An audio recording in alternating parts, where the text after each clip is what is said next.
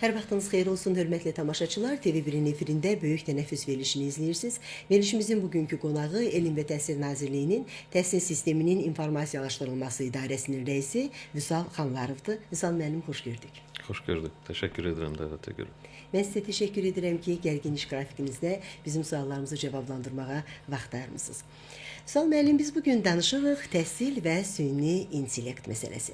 Çünki artıq bugün bizim cəmiyyətimizdə süni intellekt bizim üçün prioritet bir sahəyə, həyatımızın ayrılmaz bir sahəsinə çevrilibdir və Azərbaycan Respublikasının 2025-2028-ci illər üçün süni intellekt strategiyasında da bu sahənin məhz təhsilə də tətbiqi əsas istiqamətlərdəndir. Süni intellektlə öyrənmə, yəni siniflərdə süni intellekt alətlərindən istifadə və süni intellekt savadlılığı, yəni süni intellekti öyrənmə istiqaməti var. Bugün təkcə Azərbaycan təhsilində deyil, dünya təhsilində də bu sahə üzrə məşğul olan mütəxəssislər bu iki istiqamət üzrə danışırlar, fikir mübadiləsi aparırlar. Mən bilmək istəyirəm ki, bizim ölkəmizdə dediyim bu iki istiqamətdən hansı mərhələni adlamışıq, hansı mərhələnin astanasındayıq? Təşəkkür edirəm əhatəli sualınıza görə. İlk növbədə onu qeyd etmək istəyirəm ki, 2025-2028 süni intellekt konsepsiyası, strategiyası çərçivəsində görülən işlərin bir qismi də Elm və Təhsil Nazirliyinin üzərinə düşür. Belə ki, süni intellekt reallığında və bu texnologiyanın nəinki iqtisadiyyatın bir parçası, onun aparıcı qüvvəsi kimi deməli formalaşacağı gələcəkdə Elm və Təhsil Nazirliyi bu istiqamətdə müvafiq kadr təminatını təmin etməlidir. Həmin strategiyada bizim üzərimizə düşən məsələlər əsasən bu istiqamətdədir. Belə ki, həm süni intellekt təhsilini inkişaf etdirmək, təlim proqramları, tədris proqramlarının təkmilləşdirilməsi, eyni zamanda bu yeni proqramlar üzrə tədris deyə biləcək təhsil verənlərin yetişdirilməsi və təhsil alanların süni intellekt üzrə təlim proqramlarında iştirak etməsinə şərait yaratmaq bizim üzərimizə düşən əsas məqsədlərdəndir. Bununla bərabər həmin strategiyada və ümumiyyətlə indi müxtəlif dövlət qurumlarının bu istiqamətdə əməkdaşlığı aparılır. Süni intellekt üzrə müvafiq infrastruktur ölkədə qurulmalıdır. Bu istiqamətdə artıq bir neçə fəaliyyətlər deməli təmin edilib və Azərbaycanda süni intellekt həllərinin qurula biləcəyi yerli infrastrukturun hazırlanması üzrə işlər gedir. Yerli infrastruktur deyəndə biz yüksək hesablayıcı, deməli, prosesorlu kompüterlərdən və həmin GPU serverlərindən söhbət gedir. Bunu çox sadə dildə desək, süni intellekt həllərinin hər hansısa bir platforma üzərində işləməsi lazımdır və bunun üçün də bu istiqamətdə hal-hazırda Azərbaycanda addımlar atılır ki, bu infrastruktur qurulsun və eyni zamanda deməli süni intellekt üzrə hazırlanmış həllər təqdim edilsin. Bütün hal-hazırda qeyd edərdim ki, yəqin ki, elə bir nazirlik, elə bir agentlik, qurum yoxdur ki, süni intellekt üzrə hər hansısa bir təşəbbüsü olmasın. Hər kəs bütün dünyada olduğu kimi hal-hazırda bu yeni reallığa uyğunlaşmağa çalışır və müxtəlif təşəbbüslər irəli sürür. Və gələcəkdə belə görsənir ki, bütün sahələr üzrə süni intellekt agentləri, həlləri hazırlanacaq və müvafiq istifadəçilərin ixtiyarına veriləcək. Bu istiqamətdə Elm və Təhsil Nazirliyi olaraq biz də təhsil sahəsində süni intellekt həlləri ilə bağlı artıq bir neçə həlləri hazırlayırıq. Nə gözəl. Süni intellekt öyrənməni dəyişmək, onu detallı daha adaptiv etmək imkanına malikdir və ölkəmizdə də çox uğurlu mən deyərdim ki, rəqəmsal məktəb layihəsi vardır. Mən istəyirəm ki, elə bu platformada reallaşdırılan tətbiqlər barədə də bir qədər danışaq ki, hansı reallıqlar, hansı yeniliklər mövcuddur. Rəqəmsal məktəb platforması bildiyiniz kimi Elm və Təhsil Nazirliyi tərəfindən cari ildə istifadəyə verilib. Cari ilin fevral ayında biz pilot qaydada bu layihəni istifadəyə verdik, platformanı istifadəyə verdik və artıq sentyabr ayından bütün Bakı ümumi təhsil müəssisələrində rəqəmsal məktəb platforması tətbiq olunur. Əsas deməli tədris platforması kimi. Bu cür platformaların mövcudluğu öz-özlüyündə süni intellekt həllərinin gələcəkdə formalaşmasına şərait yaradır. Çünki bu platformalar ilk növbədə təhsildə iştirak edən bütün maraqlı tərəfləri birləşdirir və bu platformada şagirdlər, müəllimlər, valideynlər, məktəb direktorları fəaliyyət göstərdikcə onların fəaliyyəti nəticəsində bir verilənlər, datalar formalaşır. Bu dataların üzərində artıq süni intellekt həllərini qurmaq mümkündür. Bizim hal-hazırda platformada 700 mindən çox istifadəçi var. 700 min istifadəçi biz qeyd edərkən bunların bir hissəsi şagirdlərdir, bir hissəsi onların valideynləridir. Digəri müəllimlər və məktəb rəhbərləridir. Məktəb rəhbərləri və müəllimlər platformada gündəlik məktəbin idarə olunmasında deməli istifadə etdikləri əməliyyatları həyata keçirdirlər. Çevik idarəçiliyə əsas yaradır. Bəli, biz bu ildən deməli Bakı məktəblərində bir neçə sənədləri kağız müstəvidə ləğv etmişik. Bu deməkdir ki, misal üçün jurnallar hal-hazırda bütün müəllimlər, deməli Bakı şəhərində fəaliyyət göstərən müəllimlərimiz elektron jurnaldan istifadə edir. Orada öz dərslərini planlayır, qiymətləri qoyurlar, deməli qiymətləndirməni həyata keçirdirlər. Eyni zamanda şagirdlərin davamiyyətini qeyd edirlər və düşünürəm ki, valideynlər üçün də çox maraqlı ola biləcək nizam-intizamla bağlı öz rəylərini yazırlar ki, valideynlərin də məktəbdə nə baş verdiyi barədə xəbərləri olsun. Bütün bu platformanın eyni zamanda məktəb direktoru da bütün fəaliyyətini hal-hazırda platforma üzərindən aparır. Bizim məqsədimiz Bakı məktəblərini çox yaxın zamanda ən azı idarə etməni tam rəqəmsal formaya keçirdək və kağız daşıyıcılardan istifadə etməyək. Valideyn və müəllim, şagirdlər də onların da öz kabinetləri, öz girişləri var platformaya. Şagirdlər deməli ən yaxşı müəllimlər tərəfindən çəkilmiş video dərslərlə tanış ola bilərlər. Misal üçün şagird dərsə getməyibsə üzürlü səbəbdən həmin dərsi eyni həftə ərzində izləyə bilər, orada ev tapşırığı icra edə bilər və bir həftədən sonra həmin ev tapşırığının icrası ilə bağlı izah edici materiallar video ilə tanış ola bilir. Şagirdlər müəllimlərin onlara verdiyi ev tapşırıqları, qiymətləri və s. görürlər. Eyni şəkildə də valideynlər öz övladları ilə bağlı bütün məlumatlara orada çıxış əldə edirlər.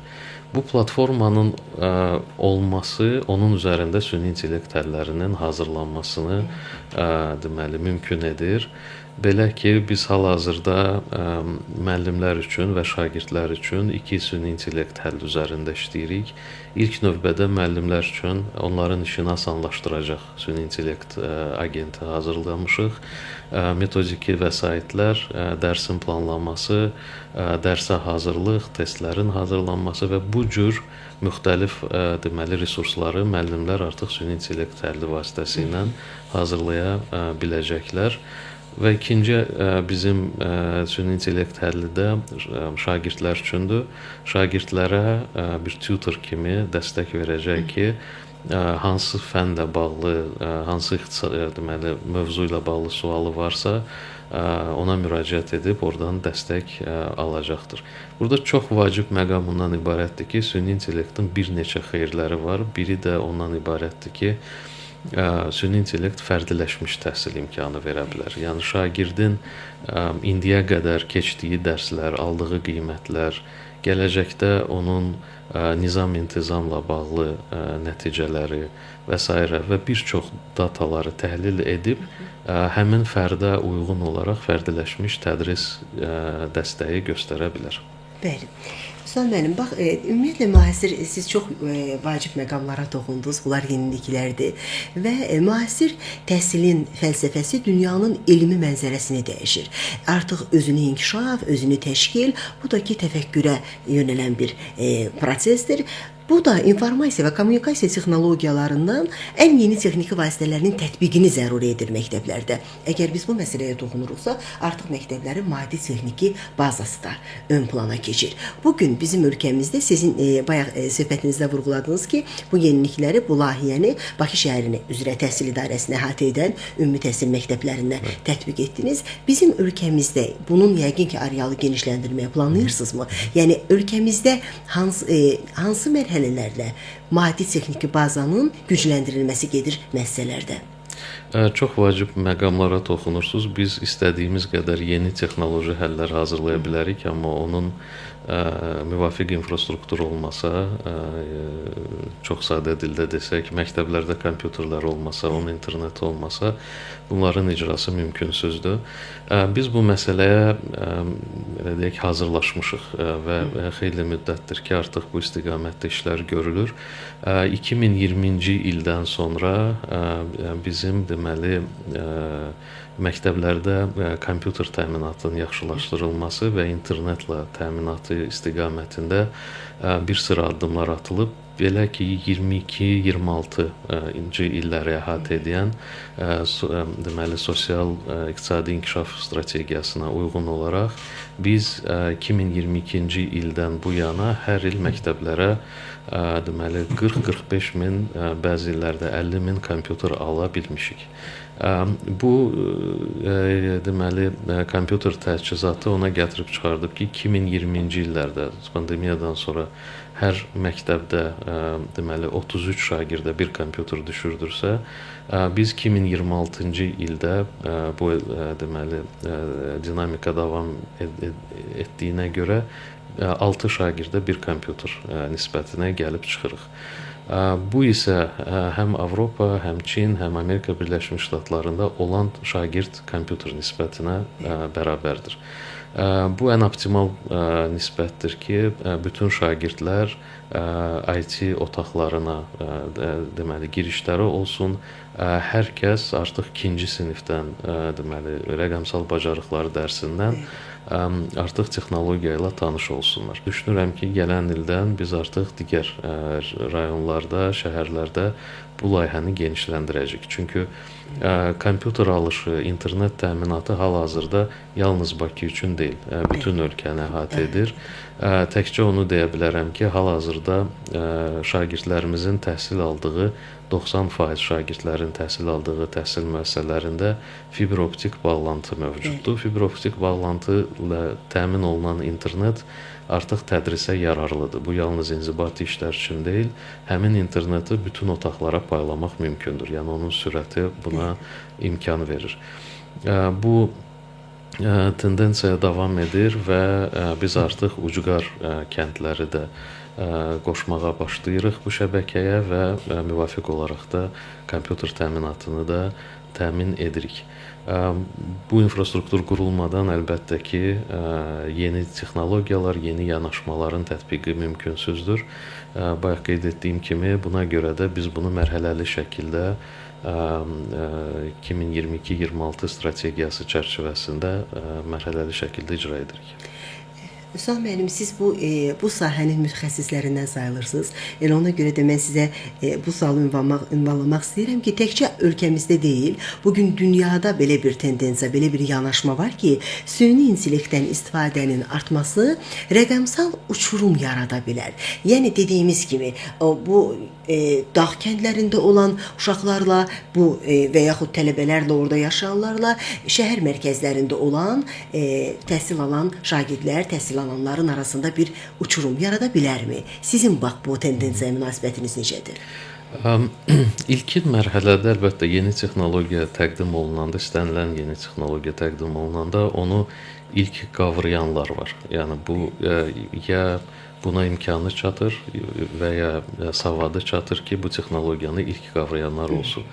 Ancaq bugünkü gün biz əgər baxsaq ki, texnologiyanın əl çatanlığı nə qədər artıb. Biz bunu görə bilərik ki, bu yeni texnologiya daxil olanda ehtiyaclar formalaşır, müəyyən gözləntilər formalaşır və müxtəlif istehsalçılar başlayır öz deməli avadanlıqlarının və digər həllərinin qiymətini aşağı salmağa ki, mümkün qədər böyük həcmdə istifadəçi kütləsinə gedib çıxsınlar.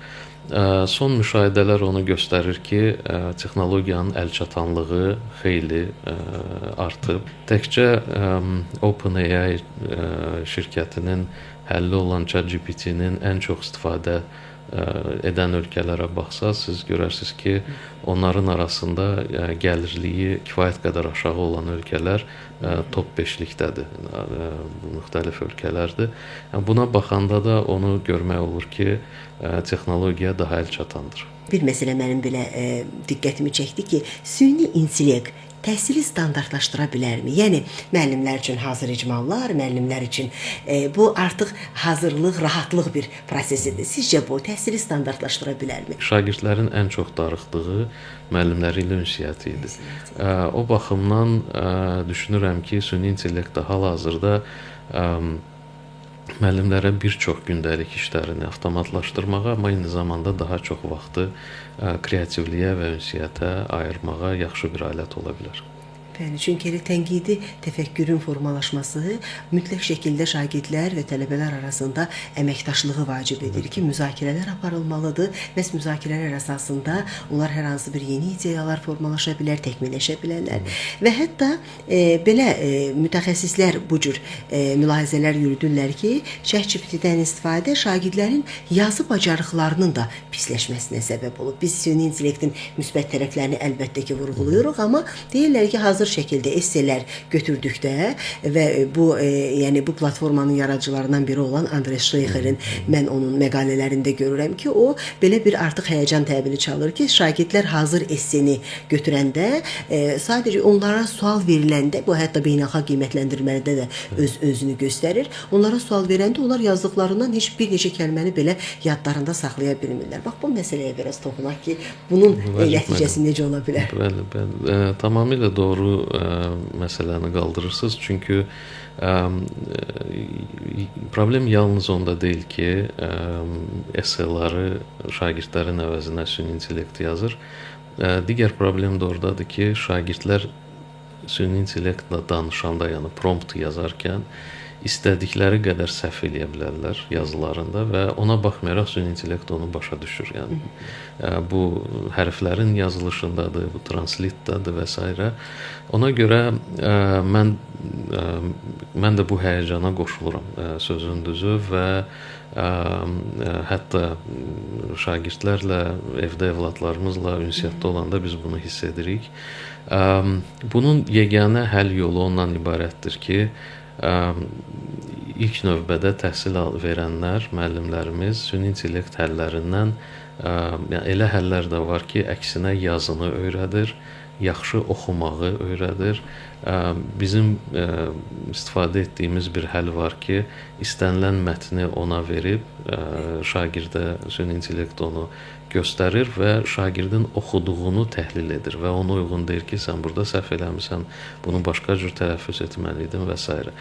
Bu cür həlləri götürüb müəllimlərimiz tədris prosesində istifadə etsə, şagirdlər də ona uyğun belə deyək, həvəslənə bilərlər. Ola bilsin ki, bir müddətdən sonra yazılı işlərin qiymətləndirmə aləti kimi olması artıq keçmişə getsin. Ola bilsin ki, gələcəkdə qiymətləndirmə alətləri hər hansısa bir ideyanı debatda belə deyək də deməli hazırlaşıb onun arxasında durmaq kimi qiymətləndirmə alətləri ola bilər. Süni intellekt eyni zamanda yaxşı bir şərait yaradır ki, uşağın daha əvvəlki suala testlərdə misal üçün cavabını təhlil edib ona uyğun suallar versin. Yəni hər kəs üçün belə də fərdiləşmiş qaydada qiymətləndirmə alətləri hazırlasın.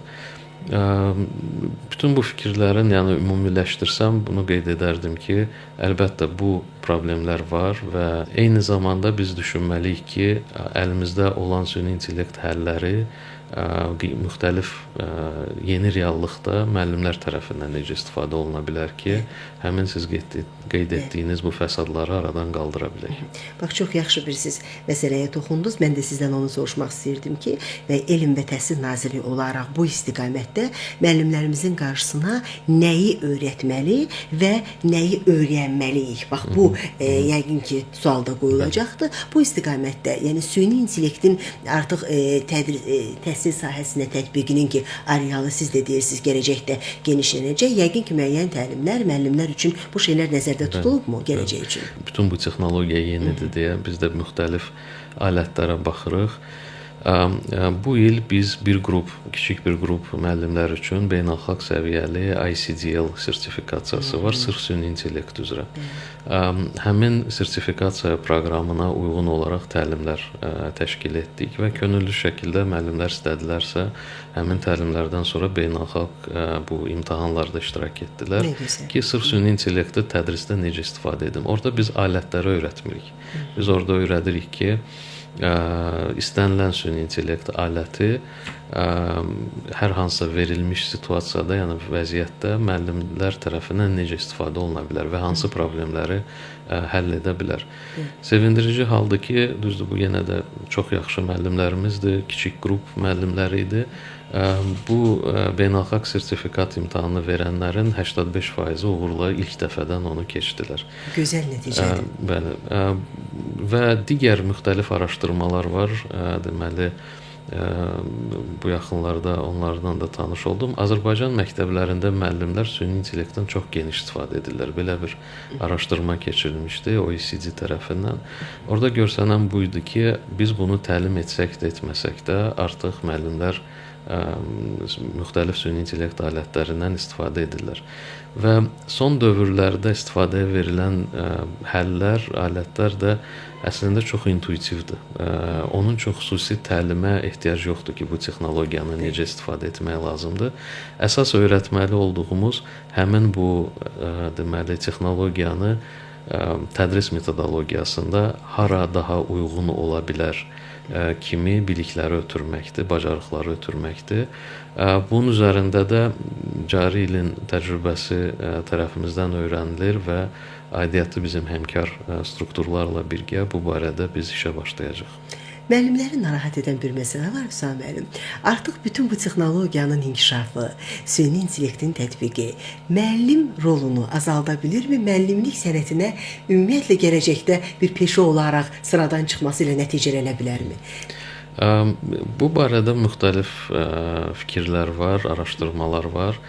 Ancaq şəxsən məndən soruşsaz ki, bu işlərin axırı necə olacaq, belə demək olarsa, mən əslində gələcək müəllimlərin reallığını çox belə həvəslə və maraqla gözləyərdim. Çünki tamam yeni reallıqda, tamam yeni məktəbə gələn o digital native deyən o rəqəmsal artıq doğulanlarla işləyəcəklər və həmin uşaqlarla, həmin deməli tələbələrlə artıq tamam fərqli alətlərlə və fərqli deməli metodologiya ilə işləməli olacaqlar.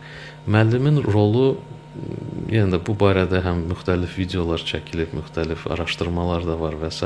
ki, artıq müəllimlərə ehtiyac olmayacaq. Mən belə düşünmürəm. Mənim fikrimcə müəllimlərin rolu dəyişəcək yeni reallıqda, yeni paradigmada. Biz yeni texnologiyanla yaşayırıqsa, bu labüddür ki, müəllimin də gündəlik məktəbdə fəaliyyəti dəyişəcək. Biz ola bilsin ki, müəllimləri gələcəkdə bilik ötürən yox, bacarıq formalaşdıran kimi görəcəyik. Eyni zamanda təhsil prosesinin bir müəllim kimi yox, bir fasilitator kimi görəcəyik ki, şagirdlərin müəyyən standartlara çatması üçün hansı etaplardan keçməli olduqlarını onları istiqamətləndirəcəklər. Şagirdləri müstəqil öyrənməyi öyrədəcəklər. Bəli, çünki ən əsas. vacib bacarıq mənim fikrimcə ondan ibarətdir ki, bu öyrənmə bacarığıdır. Bizim hansı yaşda, harda təhsil almağımız bu bir əsas vacib məqamdır. Amma digər vacib məqamda biz gündəlik işimizdə, gündəlik həyatımızda nə ilənsə maraqlanırıqmı, nəsə öyrənirikmi, öz üzərimizdə işləyirikmi? Bu bacarıqlar da öyrənmə bacarığıdır. Bunu formalaşdırmalıyıq ki, bizim gənclərimiz heç vaxt dayanmasınlar, öyrənmədə dayanmasınlar və daima öz üzərlərində işləsinlər. Bunu təşviq edən və bunu dəstəkləyən təhsil işçiləri düşünürəm ki, gələcəyin müəllimləridir. Bəli. Və mən bir təhsil işçisi olaraq mənim diqqətimi çəkən və təqdir etdiyim bir məsələ var süni intellektin təhsilə tətbiqində ki, artıq süni intellekt həm də repetitorluq fəaliyyətini göstərəcək. Bu da əlbəttə ki, həm bizim valideynlər üçün, həm də şagirdlərimiz üçün və eyni zamanda səmərəli və faydalı olacaq, həm də şagirdin təhsilə cəlb edilməsi üçün mühüm addım olacaq. Daha şagird məktəbdən yayınmaq, repetitor yanına getmək kimi bir çətinliyi olmayacaqdır. Çünki siz də çıxışlarınızın birində də vurğulamışdınız ki, artıq robot repetitorlar hazırlanacaqdır. Süni intellekt həlləri əlbəttə ki, müəllimlərin bu istiqamətdə işini asanlaşdıracaq. Yəni biz əgər nəzərə alsaq ki, bütün şagirdlər üçün təsəvvür edin ki, eyni bilikli, eyni bilik bazasına çıxışı olan bir robot və ya belə deyək, süni intellekt həlli əlçatan olacaq və bu o deməkdir ki, burada mən deyərdim ki, ən vacib məqam ondan ibarətdir ki, bütün şagirdlər üçün eyni formatda, eyni tərzdə məlumat əlçatan ola bilər. Əgər biz bu süni intellekt həllini düzgün qura bilsək ki, hər kəs üçün eyni biliyə çıxış var və hər şagirdin öz öyrənmə metoduna, öz öyrənmə belə deyək, bacarığına uyğun olaraq və tərzinə uyğun olaraq ona uyğun dərslər hazırlaya bilər. Və əsas da ki, biz çox vaxtlar görürük ki, davamlı saatlarda dərs deyən müəllimlər yorulur, bu müəllim yorulmayacaq. Və ya sinifdə sual verməkdən çəkinən uşaq istədiyi qədər sual verə biləcək. Keçən il ərzində biz ümumiyyətlə Elm və Təhsil Nazirliyi olaraq və bizim idarəmizin bir neçə böyük deməli beynəlxalq strukturlarla birgə əməkdaşlığımız çərçivəsində bir süni intellekt istiqamətində yola çıxmışıq. Biz deməli Microsoft korporasiyası ilə yaxından əməkdaşlıq edirik. O istiqamətdə yaxın gələcəkdə müəllimlərimiz üçün və şagirdlərimiz üçün süni intellekt əsaslı həlləri hazırlayırıq. Eyni zamanda G42 deyilən Birləşmiş Ərəb Əmirlikləri və beynəlxalq şirkətdə artıq bu şirkətlə də birgə deməli xüsusilə Azərbaycan təhsil sistemi üçün süni intellekt həlləri üzərində işləyirik. Keçən il ərzində Birləşmiş Ərəb Əmirliklərinin Dubay şəhərində keçirilən JITEX sərgisində biz iştirak etdik və həmin sərgidə deməli Azərbaycanda qurulan rəqəmsal məktəb platformasını təqdim etdik və bu platformanın üzərində qurulan konseptual prototip olaraq deməli süni intellekt həlləri barədə danışdıq. Böyük marağa səbəb oldu və biz həmin görüşlərdən sonra yenə də davam edirik əməkdaşlığımızı. Eyni zamanda Çin şirkətləri ilə və ən böyük Çin Xalq Respublikasının şirkəti olan Huawei şirkəti ilə də əməkdaşlıq edirik. Sırf süni intellekt həllərində belə deyək, dünyanın digər həm qərb, həm də ki şərq həllərinə baxırıq və bu həllərin bizim şagirdlər və müəllimlər üçün ən uyğununu qurmağa çalışırıq. Son olaraq mən sizə bir mütəxəssis kimi sual vermək istəyirəm ki, siz bizim tamaşaçılarımıza nə tövsiyə edirsiniz ki, süni intellekt bizim həyatımızı asanlaşdırsın, inkişafımıza kömək, dəstək göstərsin, ancaq biz alqoritmlərin kürəsinə çevrilməyək.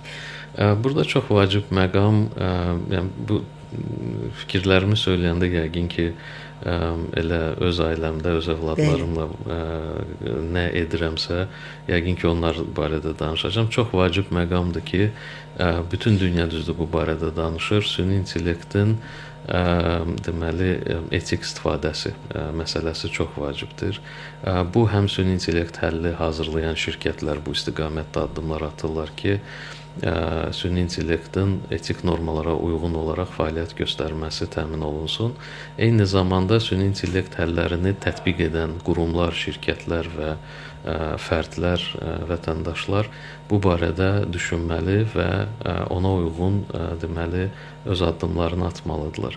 Əsas məqam bundan ibarətdir ki, biz yeni texnologiyanı öz övladlarımızdan və deməli ailələrimizdən uzaq tuta bilməyəcək. Bunu qəbul etməliyik. Əsas məsələ odur ki, hər bir yeni texnologiyanın gündəlik həyatımızı necə asanlaşdıra bilər, onu təyin edək və bir neçə bu nümunələri öz ailələrimizdə göstərək ki, baxın, bizim həyatımız belə rahatlaşa bilər. Gəlin yalnız texnologiyanı orada, süni intellekt texnologiyanı orada istifadə edək.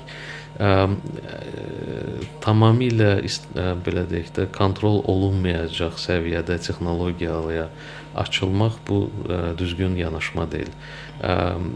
İstifadə yeri varsa, use case deyirlər buna, yəni hər hansısa bir texnologiyanın düzgün istifadə olunması yer varsa, ona istiqamətlənib və sırf o istiqamətdə bu texnologiyanı istifadə etsək, düşünürəm ki, daha faydalı olar.